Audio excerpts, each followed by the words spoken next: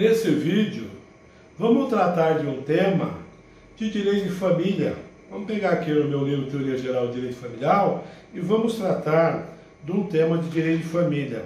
A gente começa aqui e há muitos temas de direito de família. Vamos falar um pouquinho sobre o Estado Civil, certo? O Estado Civil aqui, vamos falar sobre a pessoa que casou, a pessoa que não casou, mas vive em união estável, aquela pessoa que se proíbe o casamento, como os parentes em linha reta. Então, nós temos aqui qual que é o status da pessoa com relação ao Estado Civil, convivência entre pessoas de sexos diferentes no ambiente marital, essa relação marital. Então, nós temos o status de casado, solteiro, casado, unido estavelmente.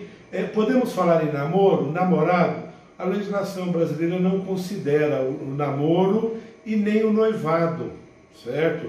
E em tese não considera. A Argentina, outros códigos acabam regulamentando o namoro. Aí nós temos, com o fim do casamento, o divorciado. O fim do casamento pode vir com a morte também, surge a figura do viúvo.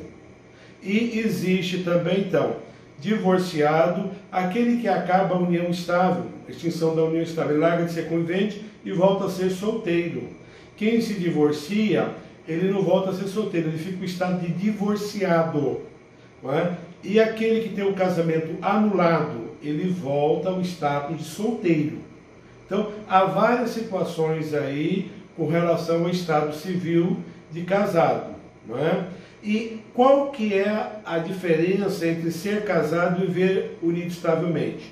O casado, se a mulher tiver um filho, ela levando a certidão de casamento, há uma presunção legal de que o filho seja do marido. Então ela consegue registrar o filho em nome do marido com a certidão de casamento.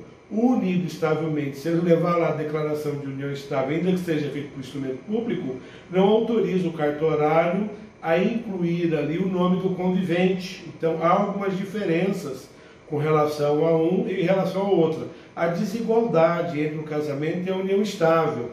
E a ideia de converter a união estável em casamento. Ora, não existe o procedimento para facilitar. A Constituição fala que seria facilitado o procedimento para converter a união estável em casamento.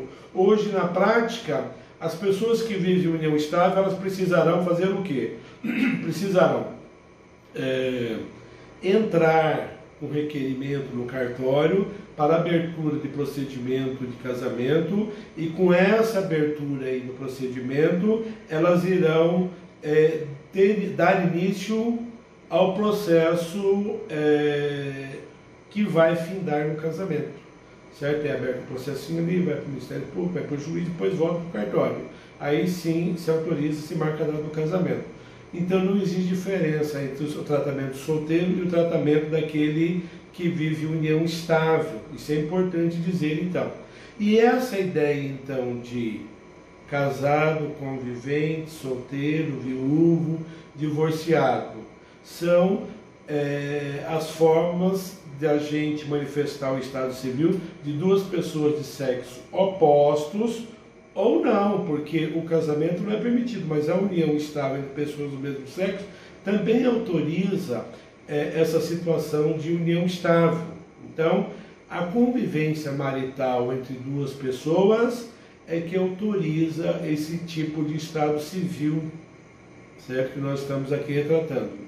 E acentuando também com relação à paternidade, com relação ao direito de visita, porque essas relações jurídicas, que são jurídicas entre pessoas que convivem ou conviverão em regime marital, marido e mulher, ou se a união for homossexual, então vejam bem isso daí. Esse é o chamado status do Estado Civil, ou Estado Civil da pessoa com relação a essa união. Por esse vídeo era isso daí, muito obrigado.